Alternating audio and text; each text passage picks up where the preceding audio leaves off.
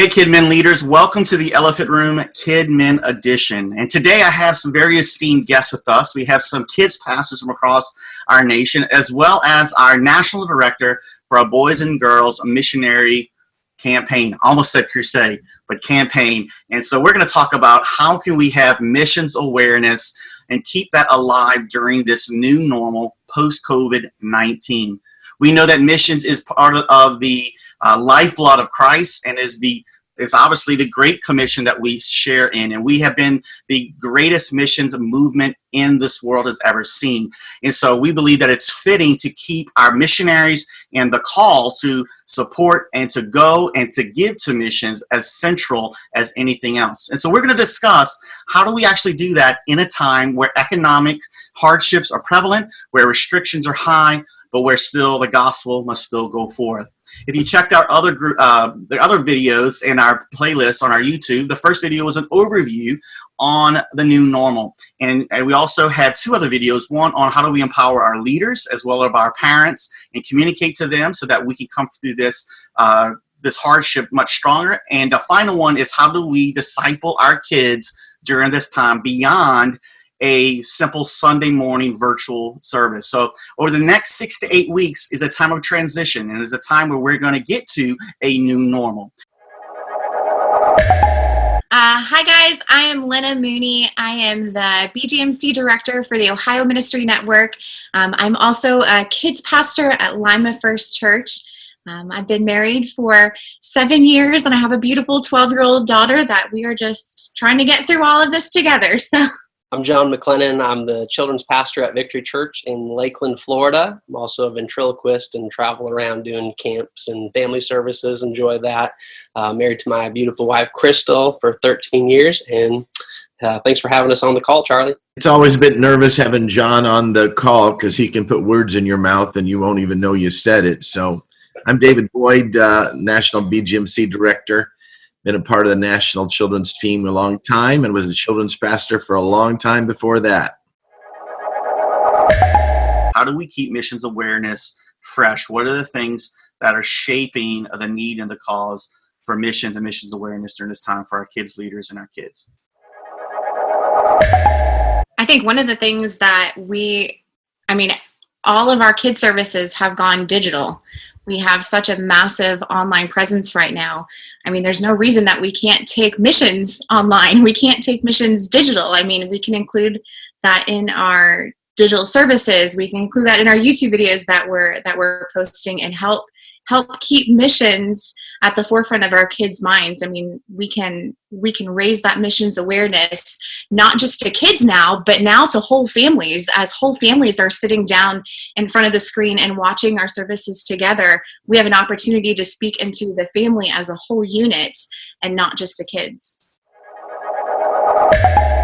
A couple thoughts for us. This time has been interesting because kids are experiencing needs that many of them have never experienced before, of lack and different things. And it's a great time for us to take the kids virtually to meet missionaries. So one of the things that we're trying to do is to get in contact with missionaries and ask them to do a video so that the kids can see who they are, what that part of the world looks like, what they're going through, what the people in that culture are, what their needs are, and then how do BGMC monies help them. So we do videos of so the kids can see and experience the need to an extent, and then encourage them to pray for them and raise loose change around the house and things like that. Another perspective that we enjoy is to see what it's like as a missionary kid on the mission field. What if you were a kid and your parents were missionaries?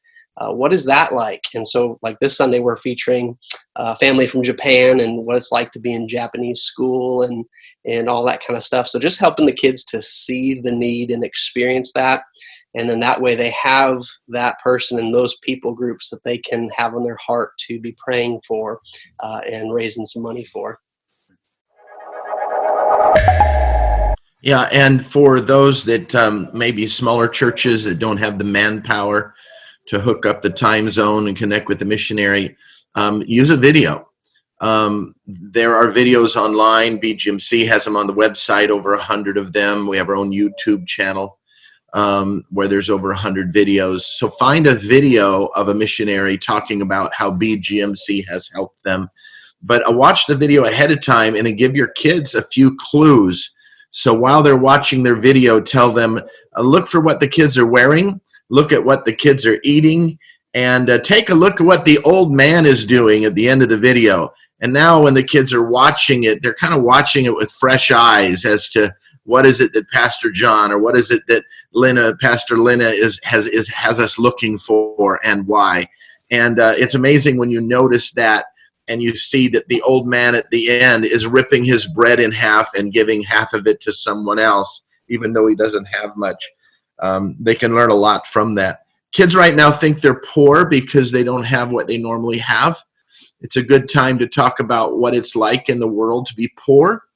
I always say 3 ways. 1, you've never had a bed. You sleep on the ground. That's how you know you're poor by the world standards. Number 2, you've never owned a toy. Not a ball, not a doll, not a truck, no toy. If you have a toy, you made it yourself out of a pop can or something. And number 3, mom has to decide which child gets to eat today. You don't actually eat food every day because there isn't enough food. So that's a great time nowadays to tell kids what it's like to be poor, so their minds start to wander, and the next thing is they want to do something about it. Yeah, one thing I'll add too is as a dad, this is the first time ever, other than serving in my like the Sunday, in rotation that my wife or I would serve in the kids ministry, that we're watching kids ministry with my kids as they watch it, right? Most services from 99% of our parents, right, outside of the few volunteers we have, are asking questions. Hey, so what did Pastor Marty talk about today? Oh, I don't know. We talked about, and they'll tell us, whatever it may be. You have those conversations post-service. Now you're watching the video with your kids. So now I'm watching my kids worship. I'm watching them engage. I'm watching what my pastor's doing, and there's a fresh appreciation. So with that, I would say one of the things that's also important is being very cognizant and mindful of that mom and dad are watching the service. So how am I including the family? I think the same thing. This is for many families the first time they're actually seeing what kids' church is all about and what we do. And so just within the encouragement of praying for your missionaries and those kind of things is making it a family thing. Like, hey, as a family, why don't you pray about this person and this country and the people there, and what can you do? What can you, as far as fundraising, what can you do as a family to try to do different things? And so I love that approach, and we are trying to do more of that as well. One of the things that we have done here in Ohio is we have created, and we started in January, and so the fact that it was started in January is just cool because it's been something that has been heavily used throughout, is we have created a calendar that by the end of the year, it has a different prayer point every day. And so there's a different country or a different county in our state or one of our missionaries that families are being challenged to pray 60 seconds a day for this specific prayer point. And that's definitely something I can make available for it. If, for different states, I have an editable document I'm happy to share. But it's been really cool because we've had some churches have mailed out copies of this. Some have, taken it and created social media posts with it. But really encouraging our families to take 60 seconds a day. That's so easy. I mean, you can set a timer on your phone and do that. But challenging them to pray as a family for something specific that's not about them, that's outward focused for a different country or a different missionary. Yeah, one of the things we're conveying right now is the need around the world for food, because the majority of the world works a day and gets paid at night and buys their food on the way home and cooks it. And suddenly when they say you can't work, there is no food. There isn't like a 2-week supply. They don't have a freezer. They don't have a refrigerator. If they did have food lying around, the bugs would get it, the rats would get it, the mice would get it. So our missionaries, one by one, are calling the National BGMC office asking, can we get money for food? Because for the first time ever, starvation adults are starving, not just babies. Okay, they've kind of gotten used to 1 out of 3 babies dying because there isn't any food, there isn't any milk that they're getting from their parents. So it's critical right now, more than any time in my lifetime. Well, when you convey that to your kids via this setting, the parents hear the same thing. So the parents can actually catch a passion for missions through a children's message. And they can both help their kids with raising BGMC funds, but they might make a phone call to their pastor and say, is this true? Do they really need help that way? And it may be that the adults' missions giving goes up because of what the parents are hearing through their kids' connections. I think one thing too is the idea of the critical needs fund with BGMC, Boys and Girls Missionary Challenge, is that our kids, maybe for one of the first times in their life, truly understand what a critical need is. Yeah. They're at home. Maybe some of them, their parents have lost jobs. They're worried about paycheck to paycheck. Maybe food has been a little bit short in their home. And so that critical needs fund just kind of makes sense now. And the idea that across the world, it's even worse than what we are dealing with here in the United States. Yeah, very true. I mean, for most Americans, they're feeling it because they can't buy the sweetened cereal that they like the most. They're stuck with eating, puffed wheat or something that they've never had to, but dad got a bag of it for 75 cents at the grocery store, and what's this? I don't like this. This is all we can afford. So America's walking through new paradigms, and it's something about your heart stretches, and the poorer you are, the more you're willing to give. And America just got poorer for a while, so it may very well be that when they have the opportunity, they're going to be willing to share because they know what it's like. I think if we're talking about it now and we continue to, which we should be, it'll just be fresh on their minds and it'll be normal to them rather than losing momentum and trying to build that up. So, but I think it's good to keep talking about missions because it's the gospel, whether it's local or around the world, people need to hear about Jesus. And so just talking about that and making needs aware, bringing awareness to needs around the world constantly, I think is a really healthy thing, and it will just help keep that going. Yeah, I'm afraid if you don't talk about it, you're going to give the impression that it's not important. And yet, if it is important, then we do need to talk about it. And remember, we talk about praying and giving and going. Right now, we're kind of centered on giving, but praying is perfect at this time. These kids' lives have been upset. I don't mean upset as in stressful, upset as in different. They're not getting up in the morning and going to school, so it's a perfect time to get them up in the morning and have prayer before breakfast, or have prayer before bed, or to pray for those that they know that are sick, or pray for the countries around the world who are fighting this virus. We did a document that I think we sent out to everyone, prayer and witnessing ideas. During this time, a child can make a poster that says, Jesus is my Savior. I hope he's your Savior too. Take a picture of it and then text the picture to every relative. Put it on Facebook, wherever it goes, or to say if the people in Italy are struggling so badly, make a poster that says, I'm praying for you, Italy, that Jesus will heal your bodies. Get that out onto the Facebook, onto the internet. Who knows who's going to see that and realize that there's a 6-year-old Christian kid in America praying for people in Italy. So there's so many opportunities right now to teach kids how to act, how to witness, how to share their faith. We do have a document on our site that gives you clues on witnessing and prayer techniques and things. But let's capture their heart during this time. So when they look at the TV and see them talking about sick people, they want to pray more. I think one thing is, we are secluded at home right now, and it's very easy for us to kind of get focused on us and what we're going through. And, I know even myself, sometimes I've been wanting to shut down social media just because it's so much. But our kids are stuck at home. Some of them may not be connecting with their friends and their teachers, and really even the church is maybe limited contact for them. And so anytime we get a chance to talk about missions and help them think about the world around them and outside of them, as we're talking about that in our digital services and, in the packets that we're sending home, I think that's going to help just increase their awareness. Yeah, good point. I think another thing to tack on to what David was saying is one thing that we've really been pushing and working on. David said that giving was really big, but prayer's been really big. But I think one thing that's so cool is challenging kids to practice praying out loud.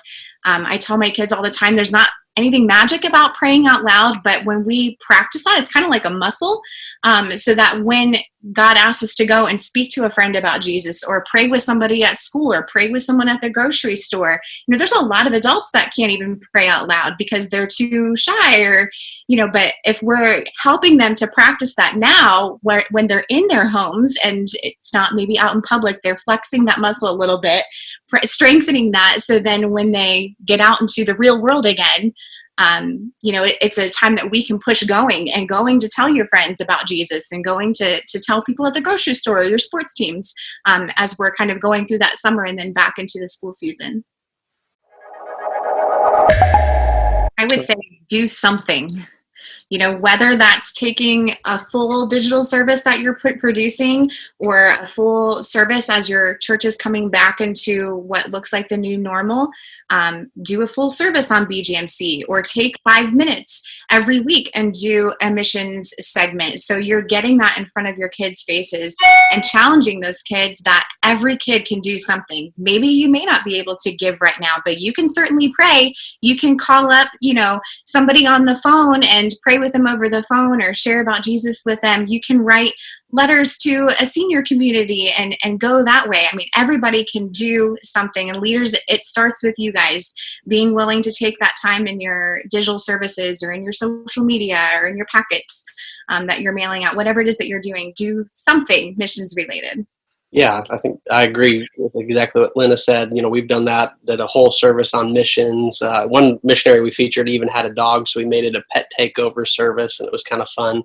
And she showed pictures about how her dog would travel and fly with her. That was pretty neat. But I think, and then going forward, every week we've decided to do a missions moment where we're going to feature a missionary and a people group they serve. We're going to pray for them, challenge the kids. But I also think it's powerful to show what you're doing personally. If you personally are passionate about helping missions, praying for your missionaries, and then you share that passion, it's going to be catchy. Yeah, I like what John said about showing what you're doing. Kids like to follow. They like to be challenged.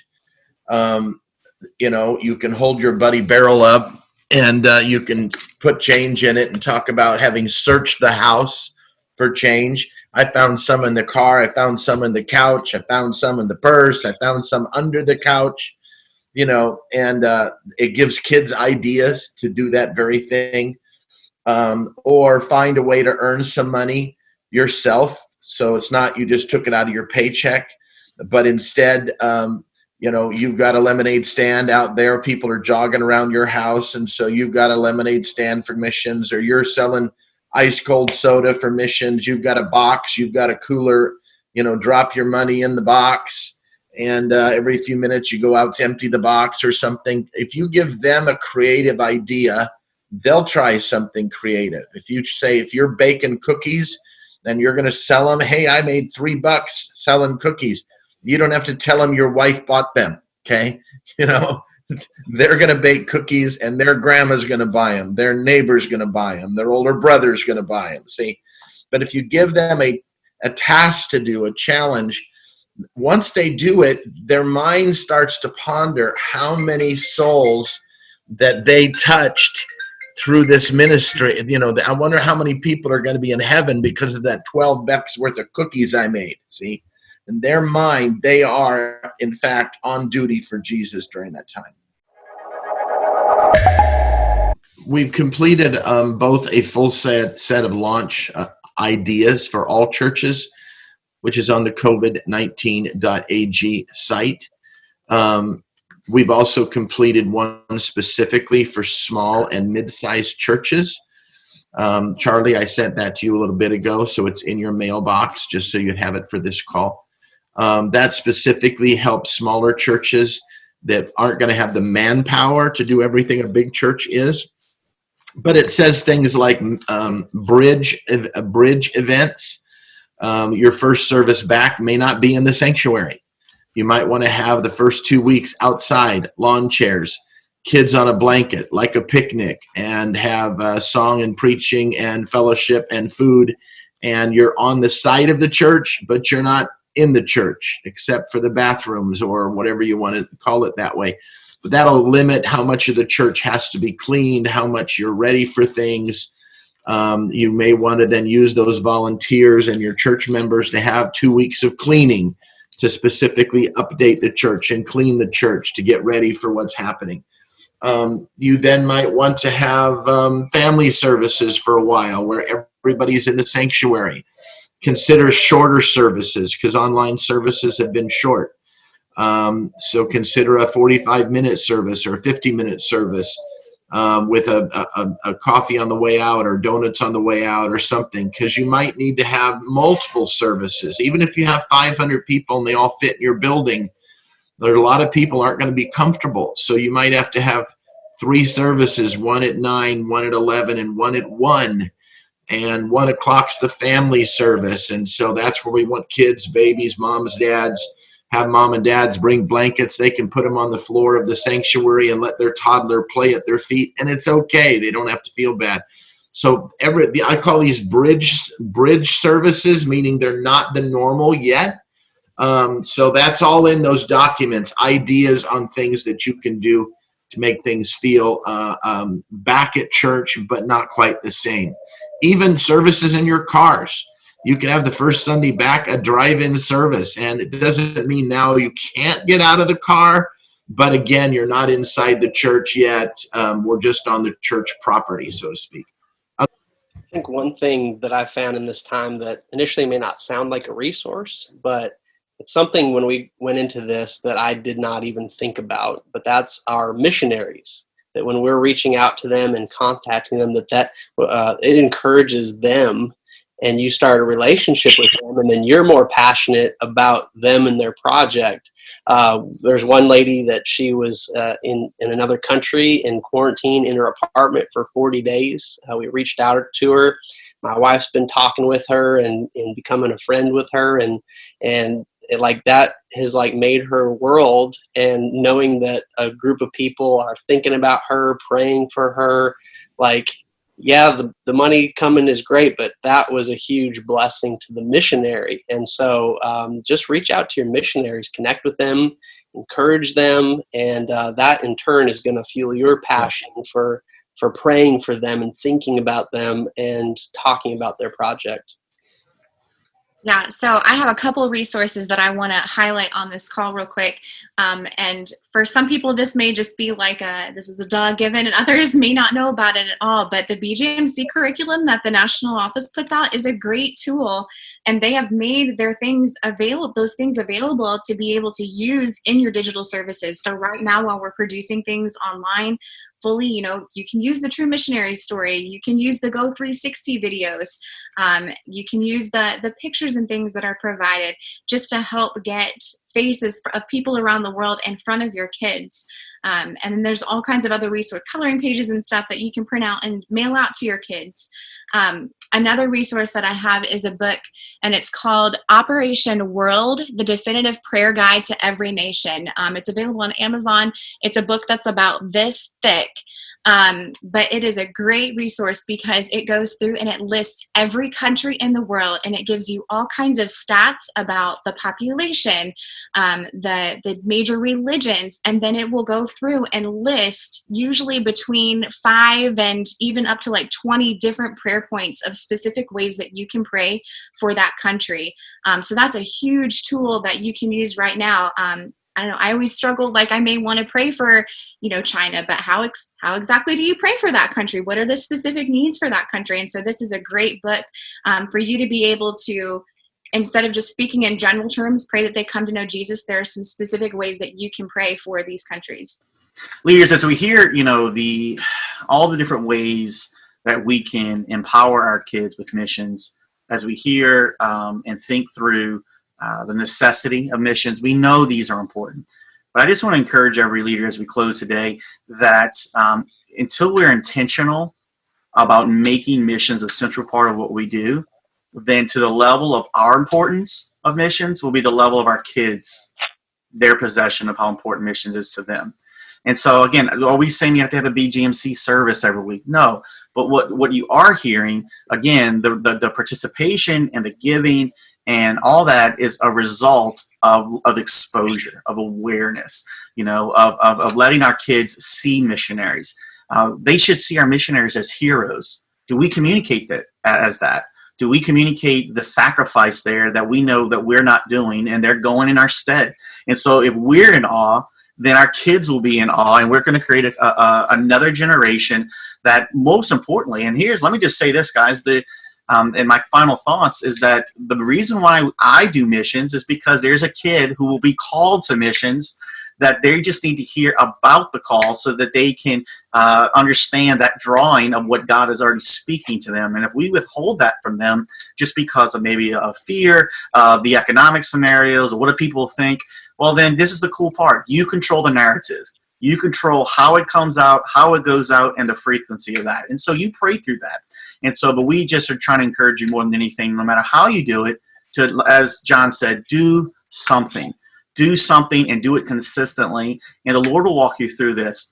And so, leaders, be encouraged. You are called, as we said in every video, you are called to where you are during this season. If the Lord wanted someone else to be where you are, someone else would be there. But you're there, so that means you have everything you need at your fingertips to be the empower and the leader for these kids in the next generation. So be encouraged, be blessed as we navigate through this new normal and as we keep missions alive and well for our kids, because one day they're going to grow up and they're going to pass a torch for their own, and it's going to be because of your efforts in your heart for the call of Christ. Thank you, guys. Y'all have a great day. Leaders, thank y'all for being a part of this call. God bless.